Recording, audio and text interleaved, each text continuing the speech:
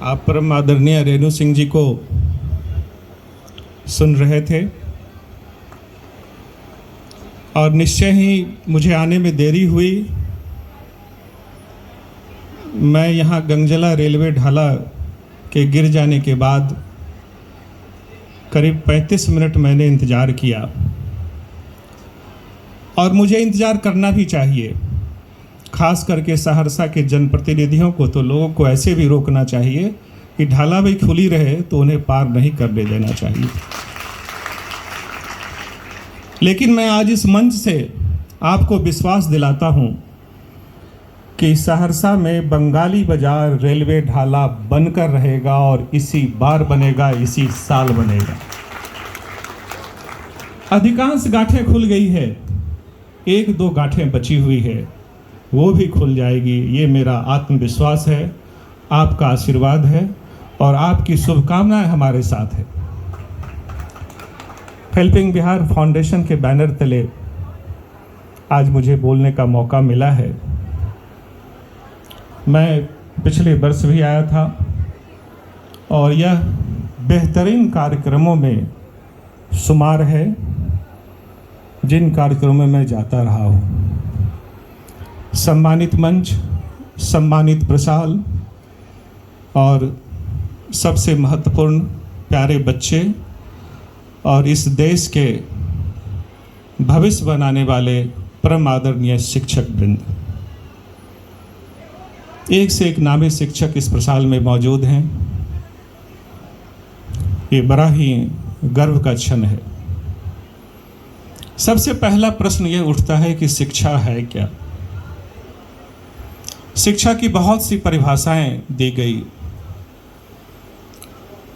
बाबा साहब ने कहा कि शिक्षा वो शेरनी का दूध है जो पिएगा वो दहाड़ेगा। कई लोगों ने बहुत सी बातें कही। Education is a human right with immense power to transform. ये परिभाषा मुझे बहुत अच्छी लगती है कि एजुकेशन ह्यूमन राइट है, अधिकार है और शिक्षा को अधिकार से जोड़ने का काम सरकार की भी मंशा है। हालांकि अपनी मंशा के बावजूद भी ह्यूमन राइट से ये आज तक जुड़ नहीं पाई है। कहीं ना कहीं हमारी आपकी और इन परिस्थितियों पर सवाल खड़े करती है। शिक्षा के उद्देश्य क्या हैं? क्या शिक्षा के उद्देश्य The purpose of education is only attainment of degree and knowledge? क्या सिर्फ डिग्री और नॉलेज चाहिए? अगर सिर्फ डिग्री और नॉलेज चाहिए तो एक बेहतरीन इंसान कहाँ बनेगा? भारतवर्ष का एक बेहतरीन नागरिक कहाँ से बनेगा? एक सुंदर बेटा कैसे बनेगा? एक जिम्मेदार पिता कैसे बनेगा? शिक्षा पर बड़ी जिम्मेदारियां हैं। शिक्षा मानव और समाज को बेहतर बनाने की भी जिम्मेदारी का निर्वहन करती है। यह सिर्फ डिग्री और नौकरी पाने का साधन नहीं है, ये मेरा मानना है। और अभी रेणु मैम ने कहा कि गुरु ब्रह्मा गुरु विष्णु गुरुदेवो महेश्वर गुरु साक्षात ब्रह्म तस्मै श्री गुरुवे नमः। गुरु गोविंद दो खरे काके लागू पाए, बलिहारी गुरु आपनो गोविंद दियो बताए। ये गुरु, आज भी गुरु की प्रासंगिकता है, आज भी शिक्षक की प्रासंगिकता है। शिक्षक नहीं होंगे तो अच्छे विद्यार्थियों की कल्पना नहीं की जा सकती। महर्षि धौम्य थे तो आरुणि आदर्श बना, गुरु द्रोण थे तो अर्जुन धनुर्धर बना, चाणक्य हुए तो चंद्रगुप्त हुए। अच्छे गुरु की कल्पना के बिना समर्थ रामदास हुए तो शिवाजी जैसा वीर पैदा लिया। तो गुरु की महत्ता तो इस देश की प्राचीन परंपरा से लेकर और आज भी प्रासंगिक है। समाज में बहुत सी गिरावट हुई है, लेकिन मैंने बहुत संजीदगी के साथ, मैंने शिद्दत से भी महसूस किया है कि गुरुओं में मैंने गिरावट नहीं देखी है। गुरु चाहे जहाँ भी होते हैं वो बच्चों को कुछ न कुछ सिखाने और अपने कर्तव्य से प्रेरित ही होते हैं। छात्र बदल रहे हैं, छात्र के अभिभावक बदल रहे हैं। हमने गुरुओं को उतनी आज़ादी नहीं दी है जितनी आज़ादी हमारे समय में थी, जितनी आज़ादी इस प्रसाल में बैठे हुए बहुत से लोगों के समय में होगी। तो अभिभावक को भी आत्मचिंतन करना चाहिए कि गुरु को कितनी स्वतंत्रता मिलनी चाहिए और गुरु का योगदान क्या है और गुरु के योगदान से हमारे बच्चे को का भविष्य कैसा होने वाला है। ये सब आत्ममंथन की ज़रूरत है और ये समाज को भी सोचना होगा। प्राचीन परंपरा में भी शिक्षा के महत्व को माना जाता रहा है और खासकर लोग कहते हैं कि जिस देश की शिक्षा व्यवस्था में गतिशीलता होगी वही देश विश्व में अपनी पहचान बनाकर रखेगा। आज डिजिटल दुनिया है। इस दुनिया में, इस होड़ में भारत के लोग, हम भारत के लोग कहाँ खड़े हैं ये हमें ढूंढना होगा। संविधान में साहसिक प्रावधान भी किए गए। जिस समय यह देश आज़ाद हुआ था गिनती के शैक्षणिक संस्थाएं हमारे पास थी। जवाहरलाल नेहरू जैसे मनीषी ने जब अंग्रेज़ों के डिटेंशन कैंप में आईआईटी खड़गपुर की स्थापना की तो शिक्षा के प्रति एक आशा का संचार हुआ था। हमारे इस राज्य में भी हमारी ओल्ड लेगेसी बहुत बड़ी है। हम जब बात करते हैं तो नालंदा और विक्रमशिला की बात करते हैं। हम कहते हैं कि हमारे इस बिहार ने ही आर्यभट्ट ने शून्य की खोज की जिसने साइंस और मैथमेटिक्स की दशा और दिशा बदल दी। हम कहते हैं कि हमारे पास विदुषी भारती और मंडन मिश्र की धाती है। हम कहते हैं कि हमारे पास रामधारी सिंह दिनकर की लेखनी है। हम कहते हैं हमारे पास मैला आंचल है, रेणु जी की मैला आंचल है। हमारे पास बैद्यनाथ मिश्र, नागार्जुन जैसे लोग हैं। लेकिन मैं आपसे सवाल पूछता हूँ, इस प्रसाद से सवाल पूछता हूँ कि आज हमारे पास रेणु क्यों नहीं है? आज हमारे पास राजकमल चौधरी क्यों नहीं है? आज हमारे पास रामधारी सिंह दिनकर क्यों नहीं है? आज हमारे पास आर्यभट्ट क्यों नहीं है? ऐसी कौन सी विपदा आ गई, ऐसी कौन सी परिस्थितियां उत्पन्न हो गई कि शिक्षा हमसे रूठ गई है? और खासकर बिहार के परिप्रेक्ष्य में यह हम राजनीति करने वालों के लिए बड़ा ही कलंकित प्रश्न है कि हम शिक्षा की उस ओल्ड लेगेसी का कुछ परसेंट भी, कुछ प्रतिशत भी स्थापित नहीं कर पाए हैं। ये जिम्मेदारी राजनीति करने वालों की है और साथ में आपकी भी है, समाज की भी जिम्मेदारी है कि हमने शिक्षा को सिर्फ नौकरी पाने के साधन से जोड़ दिया है। हम बहुत गर्व के साथ कहते हैं कि मेरा बेटा फलाने मल्टीनेशनल में मैनेजर है। आज जिसे देखिए वो मैनेजर बन के बैठा है।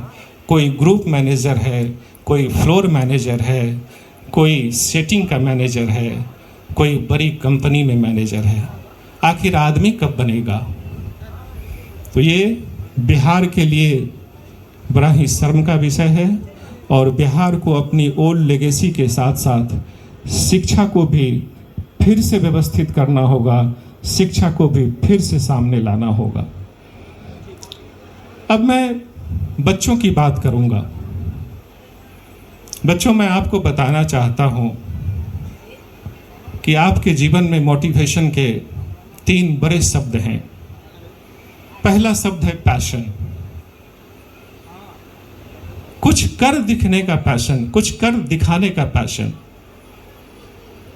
दूसरा है हैप्पीनेस, आपको हमेशा खुश रहना है। आप पढ़ाई करते हैं, आप खेलते हैं, आप जतन से कोई काम करें, लेकिन साथ ही खुश रहें। और तीसरा सबसे बड़ा मूल मंत्र है हार्ड वर्क। आपको कठिन तपस्या करनी होगी। आप जिस दौर में हैं वहाँ आपको चाइना, अमेरिका, कनाडा के बच्चों से भी compete करना होगा। ये कंपटीशन अब इतना कम नहीं है। आपने देखा कि लाखों लाख बच्चे नीट में बैठते हैं, आईआईटी, जेईई और एडवांस में बैठते हैं। तो आपका कंपटीशन सिर्फ सहरसा, मधेपुरा और सुपौल के बच्चों से नहीं है। आपका कंपटीशन विशाखापत्तनम, दिल्ली और बड़े शहरों के बच्चों से भी है। इसीलिए आपको हार्ड वर्क करना होगा। जब तक आप हार्ड वर्क नहीं करेंगे तब तक आप सफल नहीं होंगे। कभी कभी लोग परिस्थितियों को कोसते हैं कि हमारे पास पैसे नहीं थे इसीलिए हम पढ़ नहीं पाए, कहते हैं, बच्चे कहते हैं। लेकिन ये आपका एक्सक्यूज है। आप जीवन में यह भी कहेंगे कि परिस्थितियां हमारे अनुकूल नहीं थी तो हम पढ़ नहीं पाए। लेकिन उन लोगों को याद कीजिए जो अपने घर से 10 किलोमीटर पैदल स्कूल जाते थे, नदी को क्रॉस करते थे, स्कूल जाते थे, और बैठने के लिए बेंच और डेस्क नहीं होते थे तो जूट का बैग भी, जिसे बोरा कहते हैं, उसका भी उपयोग करते थे। मैं भी अपने गांव के स्कूल में उस जूट के बैग पर बैठता था, मुझे आज भी याद है। और मैंने उस जूट के बैग से उस सोनपुरा गांव से दिल्ली तक का सफ़र किया और दिल्ली में मैंने 3 साल पढ़ाने का भी काम किया। तो मुझे भली भांति दोनों के अंतर को पता है, दोनों का अंतर मैं जानता हूँ। इसीलिए मैं इस एक्सक्यूज़ को नहीं मान सकता कि परिस्थितियाँ, ये सब it's all about your mindset. आप क्या करना चाहते हैं ये आपके माइंडसेट पर डिपेंड करता है, आपकी परिस्थितियों पर डिपेंड नहीं करता है। कहते हैं कि अगर आप किसी बात को ठान लेते हैं, अगर आपके आत्मविश्वास की बुनियाद पर अगर हौसले की इबारत खड़ी है तो आपको सक्सेसफुल होने से कोई नहीं रोक सकता है। ये सबसे बड़ा मूल मंत्र है। बस आपको आत्मविश्वास जगाना होगा। दशरथ माझी ने जब पहली बार पत्थर पर हथौड़ा चलाया था, लोगों ने हंसी उड़ाई थी, लोगों ने कहा था कि ये मूर्ख है, ये पागल है। लेकिन 20 वर्षों के धैर्य ने पहाड़ को भी मजबूत किया और पहाड़ ने उसे रास्ता दिया। तो दशरथ माझी को अपने जीवन का बच्चों आप आदर्श बनाओ। आप किसी ऐसे व्यक्ति को आदर्श मत बनाओ जो आपके मोटिवेशन में कहीं न कहीं रोड़ा बने। और सबसे महत्वपूर्ण बात बच्चों मैं आपको कहना चाहता हूँ कि शिक्षक बहुत ही परम आदरणीय है। शिक्षक का सम्मान तो आप जरूर करो ही, लेकिन आप समाज और अपने परिवार का भी सम्मान करो। आपके पिता, आपकी माता आपके लिए कितना सोचती है वो आपको नहीं पता है। किन संघर्षों से जूझते हुए आपको मुकाम पर पहुंचाने की कठिन तपस्या वो करती हैं। आप 6 बजे स्कूल जाते हो तो माता को 6 बजे नहीं 5 बजे जगना होता है। और आपके स्कूल के खर्चे, आजकल स्कूल में खर्चे भी बहुत हैं। जब हम पढ़ते थे तो स्कूल में कोई खर्च नहीं था। आज के दौर में स्कूल में बहुत से खर्चे हैं। उसके लिए पिता को कड़ी मेहनत करनी पड़ती है, कठिन तपस्या करनी पड़ती है। लेकिन उन पिता के बारे में आप सोचो कि जब आप बड़े होते हैं तो एक शब्द में कहते हैं, एक पंक्ति में कहते हैं कि आपने मेरे लिए क्या किया। और जब वो पंक्ति पिता सुनते होंगे तो उनके दिल पर क्या गुजरती होगी, कभी ये आप सोच कर देखना। अभी आपको पता नहीं चलेगा, पता तब चलेगा जब आप माता और पिता बनोगे। तो आपके पिता आपके लिए कठिन तपस्या वाली ज़िंदगी देते हैं, जूझते हैं, वो हर पल जूझते हैं, हर पल आपको अच्छा दिखाने का, अच्छा करने का वो प्रयास करते हैं, चाहे वो जिस भी कैपेसिटी में हो। तो इसीलिए आपको अपने पिता और माता का सम्मान करना चाहिए, समाज का भी सम्मान करना चाहिए। मैंने एक किताब पढ़ी थी ब्राउनी की। वो किताब मेरे जीवन में हमेशा बहुत ही महत्वपूर्ण रही है और मैंने कई इस तरह के कार्यक्रम में उस किताब का जिक्र भी किया है। ब्राउनी वेयर की किताब है the top 5 regrets of the time. एक मरते हुए व्यक्ति के पश्चाताप। उसके क्या पश्चाताप थे? उसका पहला पश्चाताप था, काश अपनी जिंदगी अपने मन से जी होती। दूसरा पश्चाताप था, काश अपने दोस्तों के टच में होता। तीसरा पश्चाताप था, काश स्वयं को खुश रख सकता। चौथा पश्चाताप था, काश अपनी फीलिंग किसी के साथ शेयर करता। और जो मैं आपको सुनाना चाहता हूँ, पांचवा और आखिरी और सबसे महत्वपूर्ण पश्चाताप था, काश अपने माता पिता के साथ उनके दिल के करीब रहता। और जब माता पिता गुजर जाते हैं तो उनके गुजरने के बाद उनकी अहमियत समझ में आती है। मैंने पिछले 3 साल में अपने माता और पिता को खोया है। मुझे हर एक दिन अब वो याद आते हैं और मुझे भी रिग्रेट होता है कि मुझे जितना समय उनको देना चाहिए था वो मैं नहीं दे पाया। मैं आप भी उन क्षणों को याद कर भावुक हो जाता हूँ। मैं आपसे कहता हूँ कि आप माता पिता के साथ समय बिताओ, उनको अपने सुनहरे पल में का साक्षी बनाओ। ये गजट की जो दुनिया है ना, ये स्मार्टफोन की जो दुनिया है, वो दुनिया बहुत बड़ी नहीं है, वो दुनिया बहुत छोटी है और आपको संकीर्ण बनाती है, आपके विचारों को कुंद करती है, आपकी सोच को संकीर्ण बनाती है। इसकी महत्ता तभी तक है जब तक आप उसमें से उसके उपयोग को फिल्टर नहीं कर सको कि मुझे उससे क्या काम करना है।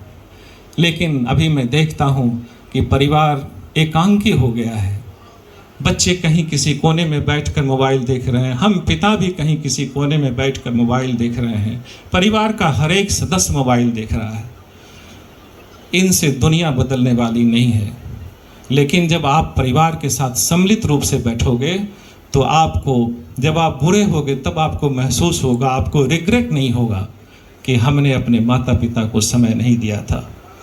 मैं इन्हीं शब्दों के साथ आपसे विदा लेना चाहता हूं और आप बच्चों को कहना चाहता हूं कि ढूंढ लेना अंधेरों में ही मंजिल अपनी दोस्तों, क्योंकि जुगनू कभी रोशनी का मोहताज नहीं होती। आपको किसी ने रोशनी नहीं देनी है, आपको रोशनी का वाहक खुद बनना पड़ेगा। आपको इन परिस्थितियों से खुद जूझना होगा। ये आप हमेशा माइंड में रखो।